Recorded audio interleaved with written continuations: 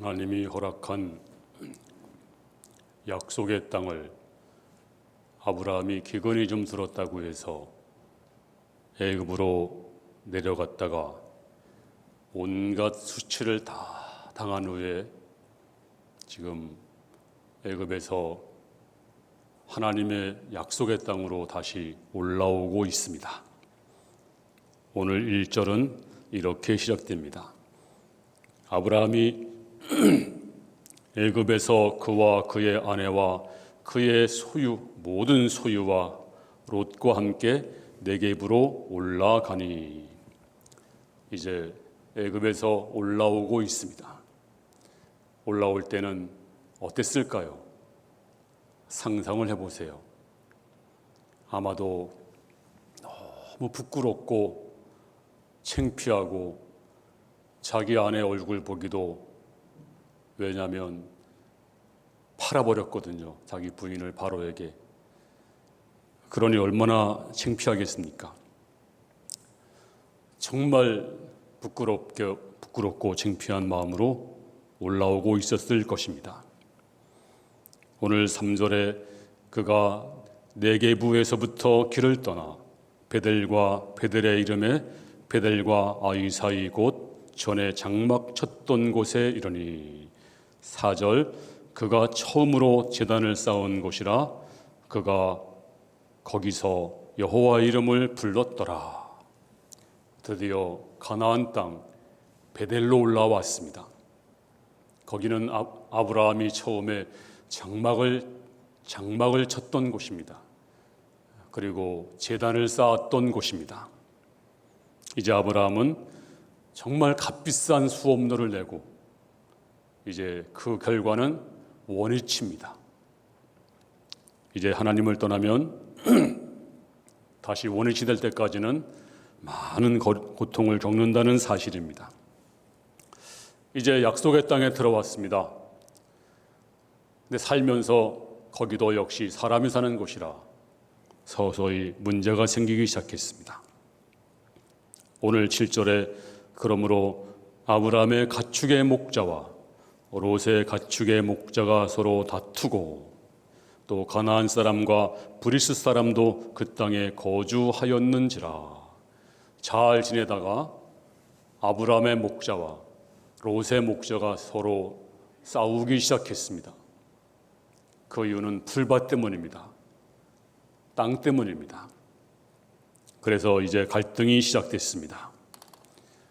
저 유명한 시성 괴테가 이런 말을 했습니다. 태초에 갈등이 있었다. 역사 처음부터 인생의 장에는 갈등이 존재했다는 것입니다. 갈등이 없다가 있는 것이 아니라 원래부터 갈등이 존재했다. 그래서 우리 삶에서 피할 수 없는 것이 갈등이다. 여러분의 가정, 또 직장, 심지어 교회까지 갈등은 존재합니다. 어떤 날 스퍼전 목사님께 청년이 찾아와서 이렇게 질문했습니다. 목사님, 저는 가는 교회마다 상처를 많이 받았습니다. 목사님이 많은 교회를 알고 계시니 저에게 완벽한 교회를 하나 소개해 주세요. 그때 스퍼전 목사님이 빙그레 웃으면서 이렇게 말했습니다. 형제여, 자네가 찾아보시오. 나는 못 찾았으니까. 그런데 그런 교회를 혹시 찾거든 나한테 일러주시오. 그리고 하나 부탁하겠는데, 완벽한 교회를 찾으면 절대로 그 교회에 등록하지 마시오. 아니 왜요? 당신이 등록하면 그 순간부터 그 교회 완전은 깨어지기 때문입니다. 그렇습니다. 불완전한 인간이 모여서 공동체를 형성하는 그곳에 반드시 갈등이 있습니다. 사실 멀리 떨어져 있는 사람들이나 나라들은 갈등이 별로 없어요. 터키가 형제국이라면서요? 왜 터키가 형제국입니까? 터키는 무슬림인데. 근데 멀리 떨어져 있으니까 형제국이니 그런 말을 씁니다. 일본하고는 절대 그런 말 안 써요.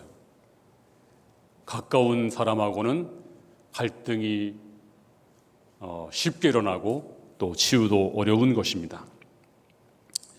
오늘 본문에 보면 아브라함과 롯 친족입니다.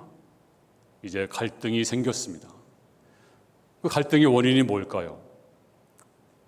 오늘 성경이 말하기를 재물이 많아지면서 갈등이 시작됐다. 오늘 2절에 아브라함에게 가축과 은과 금이 풍부하였더라. 왜 이렇게 아브라함이 은과 금이 풍부했을까요? 자기 마누라 팔아먹고 선물 받은 거 아니겠어요? 그리고 또 6절에 보니까 그 땅이 그들이 동거하기에 넉넉하지 못하였으니 이는 그들의 소유가 많아서 동거할 수 없었습니다. 없었을 때는 정말 사이가 좋았습니다. 근데 점점 많아지다 보니까 문제가 생기는 거예요. 여러분, 재벌 아들, 딸들이 안 싸우는 거 봤습니까? 다 돈 때문에 싸웁니다. 그렇게 많이 가지고도 싸워요. 이게 인간입니다. 많으나 적으나 물질이 있으면 싸우는 게 인간들입니다. 또 이 싸움은 대리전입니다. 이제 아브라함과 롯이 직접 싸운 것이 아닙니다. 아브라함 목자와 롯의 목자가 이제 싸우는데 이 얼굴 없는 전쟁, 대리전입니다. 그래서 아브라함과 롯이 서로 웃고 있습니다. 하지만 속으로 갈등이 점점 커져가고 있었습니다. 그런데 오늘 7절에 보니까 다툴 때 가나안 사람과 브리스 사람도 그 땅에 거주하였는지라. 이 상황을 이방인들이 지켜보고 있습니다. 언젠가 일단의 사람들이 와서 제단도 쌓고 하나님의 이름을 부릅니다. 하나님을 잘 믿는 것 같더니 갑자기 어디로 사라져버리고 말았어요. 애굽으로. 또 다시 올라오더니 또 단을 쌓고 또 예배드리고 그러더니 또 가만히 보니까 또 싸움질을 합니다. 지금도 마찬가지입니다. 이것은 아브라함 시대만 있는 것이 아닙니다. 지금도 하나님 믿는 사람들이 모여서 찬송하고 예배하고 섬김을 말하고 선교를 말하고 사랑을 말합니다. 그런데 사람들이 점점 많아지면서 시간이 지나면서 갈등이 생깁니다. 솔직히 말해서 우리 한국 교회는 참 갈등이 많은 교회들이 많습니다. 제 주변에도 많이 있습니다. 심지어 목사파, 장로파 그러잖아요. 네, 숨길 수 없는 일들입니다. 그런데 이거를 누가 보고 있나요? 이방인들이 보고 있습니다. 네, 그런데도 싸우고 있습니다. 이 갈등이 여러분의 가정에도 있고 여러분의 직장에도 있고 또 친족 가운데도 있고 교회 안에서도 있습니다. 우리 그리스도인들이 이런 갈등이 올 때, 다툼이 올 때 어떻게 해결할 것인가? 오늘 본문 말씀은 우리에게 영적 원칙을 우리에게 보여주고 있습니다. 자, 어떻게 갈등을 치유할 것인가? 잘 들어보십시오. 첫 번째는 믿음의 사람이 먼저 찾아가야 합니다. 믿음의 사람이 먼저 찾아가야 합니다.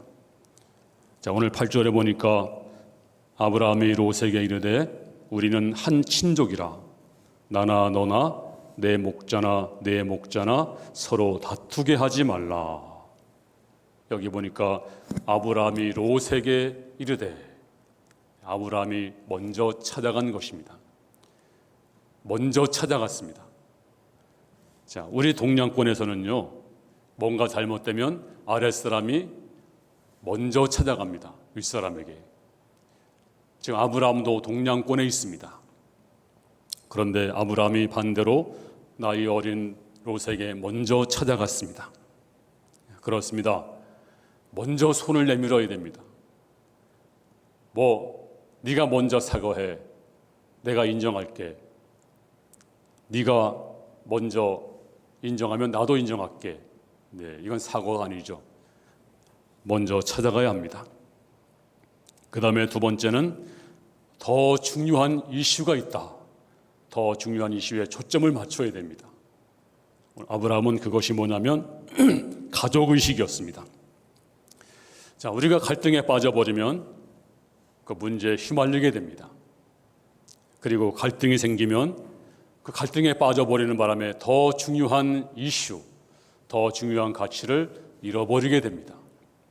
그래서 문제가 생기면 더 궁극적인 목표, 또 중요한 가치, 그리고 비전, 이런 것들이 깡그리 없어집니다.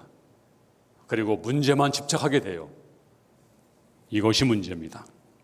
하지만 아브라함은 이 갈등 속에서 더 큰 그림을 보았습니다. 이 문제보다 더 중요한 것이 있다. 그게 뭘까요? 오늘 8절에 아브라함이 롯에게 이르되 우리는 한 친족이다.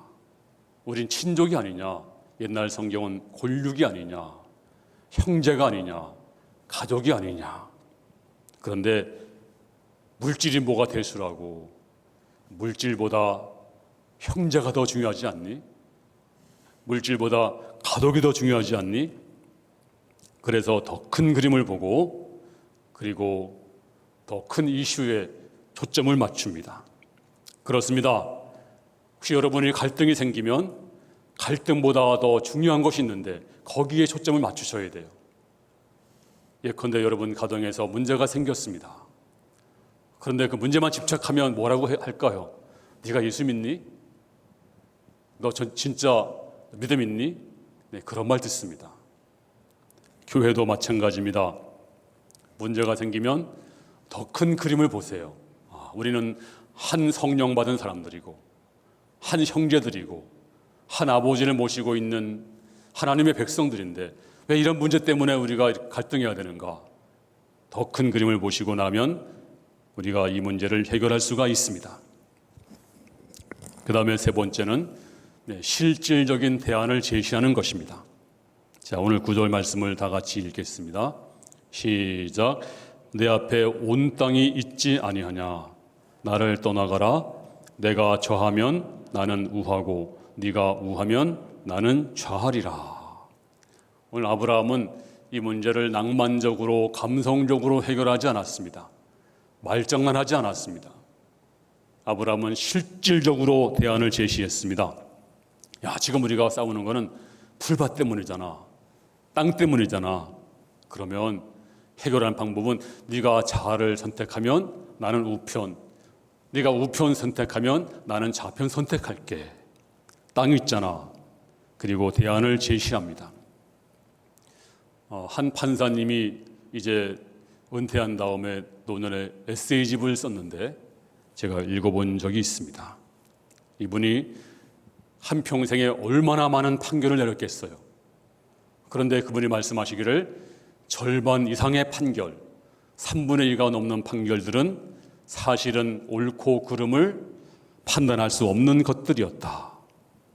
그래서 주관적으로 옳을 수도 있고 그럴 수가 있고 그 사람 위치에서 또 환경에 따라서 위치에 따라서 시각에 따라서 또 변호사에 따라서 그 사람 인상에 따라서 이것이 옳을 수가 있고 그럴 수가 있고 그래서 정말 갈등의 판결이었다. 그렇습니다. 명백하게 옳고 그름으로 나눌 수 없는 문제가 얼마나 많이 있습니까? 탈무드에 우리나라 황희정승 이야기와 비슷한 이야기가 있습니다. 두 젊은이가 랍비를 찾아왔습니다. 그리고 서로 갈등을 하면서 자기의 그 이야기를 쭉 이야기를 했습니다. 다 들은 랍비가 뭐라고 했을까요? 당신 말이 옳소. 그 다음 청년도 오더니 자기 이야기를 쭉 하니까 당신 말도 옳소. 부인이 화가 났잖아요. 도대체 당신의 뭐가 옳은 거야 당신은? 그때 뭐라고 했을까요? 당신 말도 옳소. 네, 사실 옳고 그름이란 쉬운 문제가 아닙니다. 그래서 신학자 중에 라인홀트 리버라는 사람이 있습니다. 그분이 이런 말을 했어요. 우리의 선택은 대부분 옳고 그름 사이의 선택이 아니다. 더 많은 경우에 보다 더 큰 악과 더 적은 악 사이에서 선택할 문제들이 많다. 무슨 말인지 아세요? 지금 롯의 목자와 아브라함 목자가 지금 피 터지게 싸우고 있습니다. 이게 좋은 일이 아니잖아요. 이게 악한 일입니다. 나쁜 일입니다. 그런데 이 문제를 해결하기 위해서 어떻게 해결하고 있나요? 우리 헤어지자. 이쯤에서 우리가 관계를 단절하자. 헤어지자. 이건 선한 것인가요? 이것도 악한 것입니다. 사실은 조금 덜 악한 악입니다. 그래서 아브라함은 이제 더 나쁜 악이 있는데 그 악을 피하기 위해서 더 덜 악한 악을 선택하자. 그것이 뭐냐? 우리가 헤어지는 거다. 우리가 계속 싸우면 서로 상처 입고 피투성이가 되고 이렇게 싸우고 있는데 갈등을 줄이고 앞으로 더 관계가 안 나빠지기 위해서 우리가 더 적은 악을 선택하자는 것입니다. 바로 이것이 실질적인 대안입니다. 예를 들어 시어머니와 며느리가 한 집에서 싸우고 있습니다. 갈등하고 있습니다. 그럴 때 여러분, 이렇게 싸우는 것보다 차라리 경제적인 지출이 더 있더라도 손해보더라도 헤어지자. 따로 살자. 네, 그러면 조금 더 덜 악한 악을 선택하는 것입니다. 그것이 실질적인 대안이 아니겠습니까? 그러므로 교회장에서도 마찬가지입니다. 갈등이 생기면 무조건 선과 악으로 뚝 자르는 것이 아닙니다. 너는 옳고 나는 그러다. 그래서 상대방은 사탄이고 우리는 하나님 편이다. 네, 그런 게 아니에요. 교회도 사람끼리 갈등이 있을 수가 있습니다. 한 번은 우리 교회에서 한 집사님이 저를 찾아왔습니다. 정말 충성을 하시는 분이고 정말 아주 앞장서서 일을 열심히 하신 분이 찾아와서 느닷없이 목사님, 이제 저는 교회를 옮기겠습니다. 그래요. 나 너무 놀라가지고 무슨 문제가 있으세요? 저한테 무슨 섭섭한 게 있으세요? 아닙니다. 절대로 아니라는 거예요. 저 너무 우리 교회가 좋고 저도 좋아하고 근데 왜 옮기십니까? 그랬더니 자기가 꼭 장로가 될 것 같대요. 김치국을 먼저 마시고 계시는 거예요. 장로가 되면 타교회 장로들 이렇게 보니까 행복하지 않다는 거예요. 너무 갈등을 많이 하고 힘들어하고 그러니까 자기가 장로가 되면 나도 저렇게 되면 어떡하지? 공장하시는 분인데 아마 이제 그게 늦게 왔나 봐요. 장로가 돼서 이제 여러 장로님들하고 이제 사업을 많이 하다 보니까 놀란 거예요. 나도 저렇게 되면 어떡하지? 그래서 장로가 될 수도 있으니까 우리 교회에서 장로가 되지 말아야 되겠다. 집사가 좋다.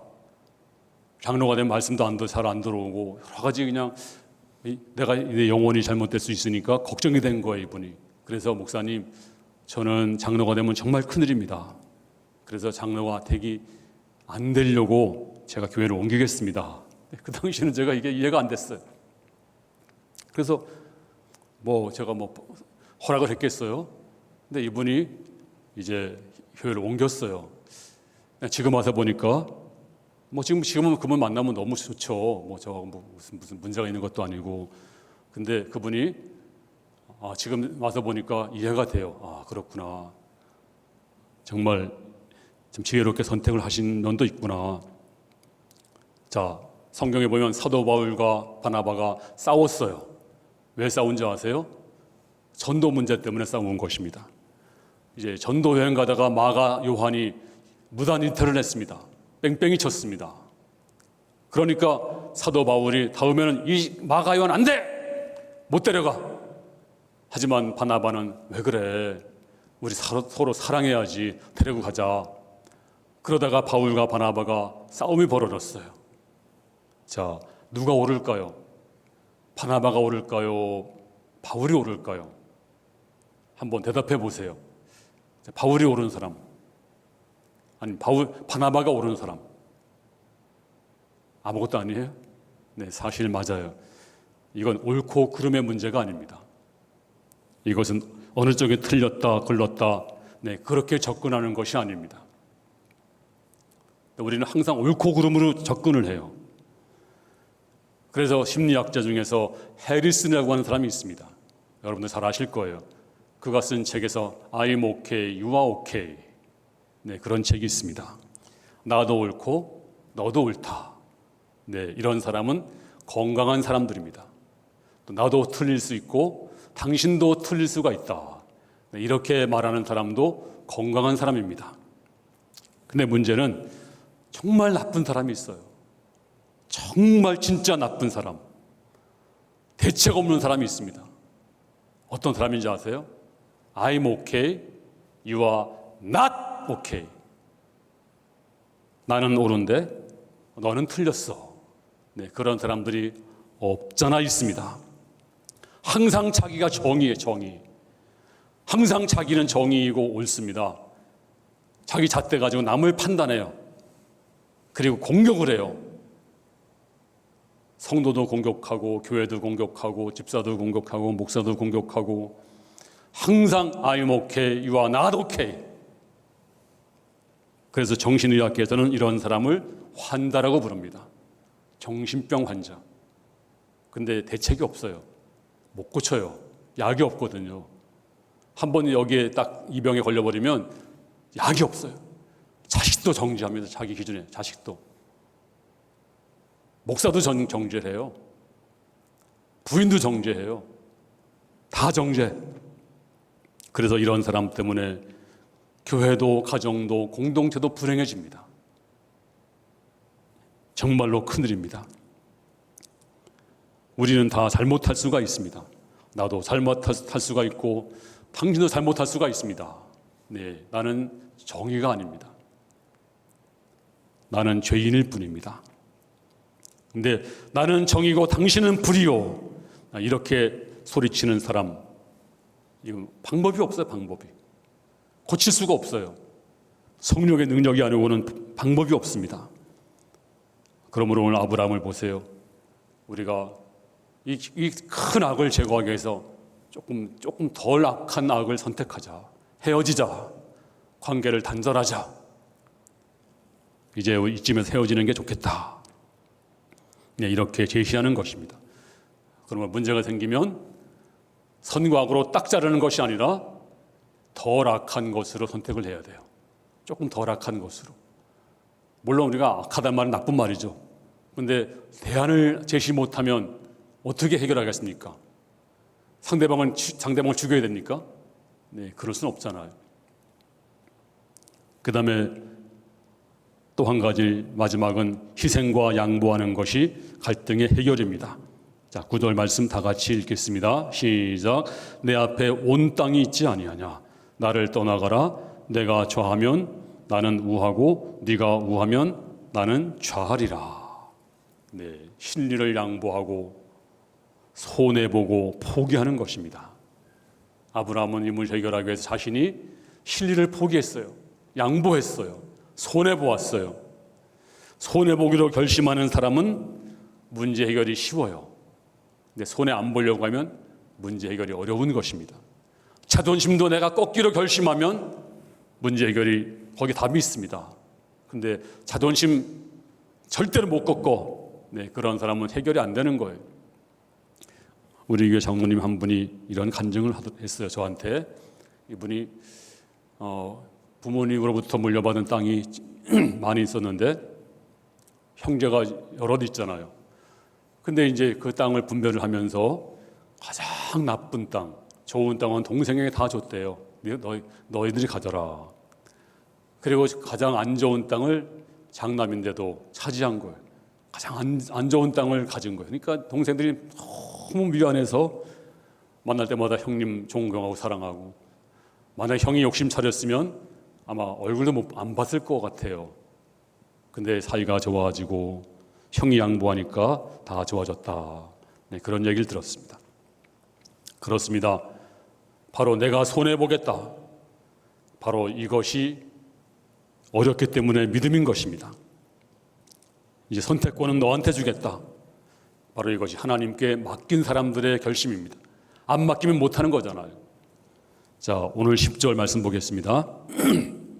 이에 롯이 눈을 들어 요단 지역을 바라본즉 소알까지 온 땅에 물이 넉넉하니 여호와께서 소돔과 고모라를 멸하시기 전이었으므로 여호와의 동산 같고 애굽 땅과 같았더라. 롯이 그 말 듣고 나서 아유 저기 작은 아버지 아니 저기 아버지 삼촌 그러지 마시고 먼저 선택하시죠. 제가 아랫사람인데 그러면 되겠습니까? 한 것이 아니고 눈을 들어서 그냥 쫙 바라봤어요.